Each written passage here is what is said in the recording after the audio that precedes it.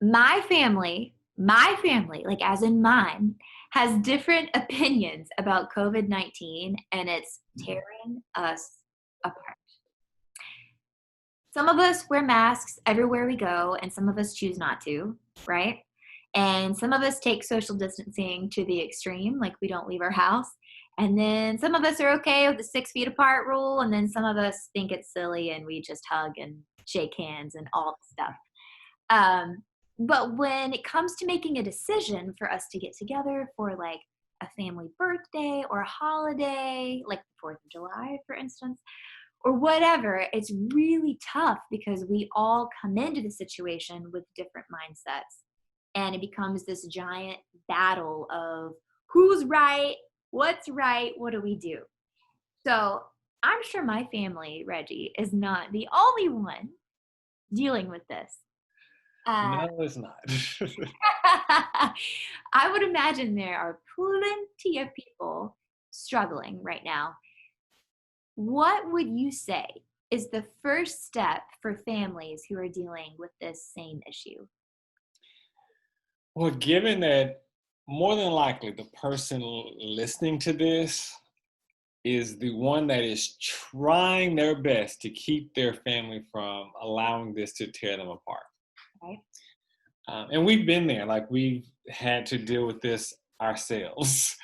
Um, One thing is to call out the elephant in the room. Now, the elephant in the room is not the virus. The elephant in the room is really where family lies on family. Okay. And so you might be the one that asks the question and says, I don't want to let this virus or how we feel about it tear us apart. Yeah. Let's have that conversation. How do we stop from letting that happen?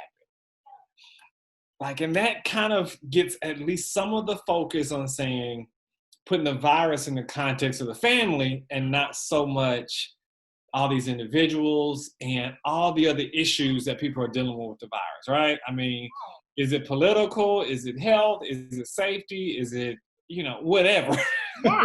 Yeah. Who really knows at this point, right? Exactly. Exactly. And it helps the family be bigger than the virus. Oh, that's huge. I love that. I love that. So what you mentioned just a second ago was when you call the elephant out in the room, it takes it off of the individuals and puts it back on the family. But is there anything that family members as individuals should do to deal with any anger or resentment that may be, kind of stirring inside of them? I think in order for me to approach this subject with my family, I need to be emotionally and mentally kind of healthy myself, or at least know where I am as it relates to my own mental and emotional stability. Right? Mhm. And what do I mean by that? Am I operating out of fear? Mm, Is a question I have to ask myself, which might be because of different things that I've seen and experienced. Because if I do that, then guess what? If I'm not careful, I'm going to try to control others. I'm going to kind of try to control how others experience it or don't experience it. And if I don't know a single person that's dealt with COVID, then I might approach that a little differently. And so recognize where I come, how I get into this, and know that everyone has to be able to come to where they are themselves. And I've got to accept other people's choices, just like I want my choices accepted. yeah. Yeah, guess what? And I hate it. There's some risk with it. There really is. There's some risk with it. But at the same time, me and my wife and my family, we've had to make choices based on what we believe about the virus and what other family members have shown us they believe about the virus. Right. That Yeah, makes sense. and that's a hard thing to do. So we've missed some things as a result. Yeah. Do you feel Um, like in those moments, I'm just curious about your experience, when you've said, no, we're not going to go to that function, or no, we're not going to, show up to this thing, have people respected your decision? How did that play out? it's been all over the board, right? On one end, there is the let me try to talk you into it. And I'm sure other married couples have experienced this. Let me see if I can which one might be the weak one, right? Which one is a little more vulnerable or susceptible to have their mind changed? Mhm. And so dealing with that. So for those people that are married, there's that of making sure you're on one page. And I have to, we both have to really recognize our strengths and weaknesses. Guess what? I'm the one that's probably a little more likely to cave in. Yeah. And so as a result, I make sure I don't make decisions. Once me and my wife have made a decision, I don't change that without first talking with her. Mm. Right. Yeah.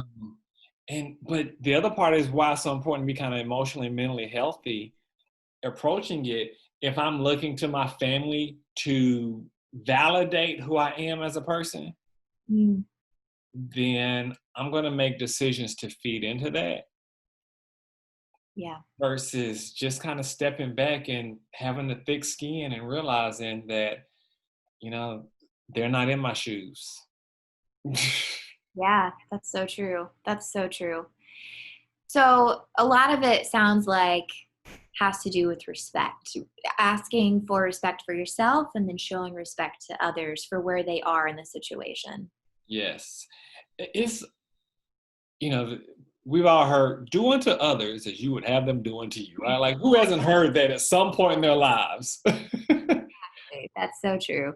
and, and and now the struggle with that is sometimes if someone does to me, I say, well, I should do to them the way they did to me. Mm. I can't operate like that. This is difficult for everyone. Yeah. And I'm trying to remember that people are operating sometimes out of different emotions, different fears, different anxieties, different baggages. We try our best not to take it personal. Mm. And look, family's important to a lot of us. And for me not to come might make a certain, a cousin or a brother or sister feel this way, like I don't respect family. And I have to just respect the way you're processing it. I might not agree with it. And in the midst of it, we are all handling and dealing with just like people deal with death differently. Mm. And I've got to give you the space to deal with it the way that you deal with it and try not to let that be take that as a reflection of who I am. Yeah. Man, that's really good, Reggie. That really puts things into perspective.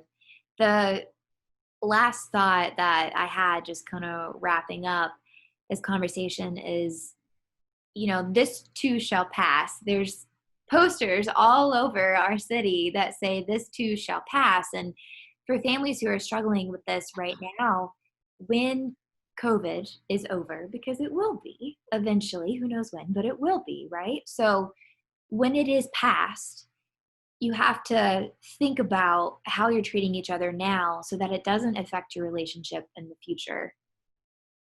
Yeah, you do, which is one reason I want to encourage people figure out a way to look for ways now Yeah. to show that you care about one another Mhm. and to get some of the attention off of what we can't do Yeah. and to take some time and think about what we can do. Mhm. I firmly believe there's going to be a lot of hopefully forgiveness after this Yeah. because people have said things that just weren't that were in the heat of the moment. Mhm. And that's okay. Like forgiveness is a good thing. Tough conversation on the back end, like wow, I see differently when this is all said and done. But that's why if we can just somehow continue to remember family is bigger than the virus, then when the virus passes, whatever that looks like, we do all that we can to make sure family's still there.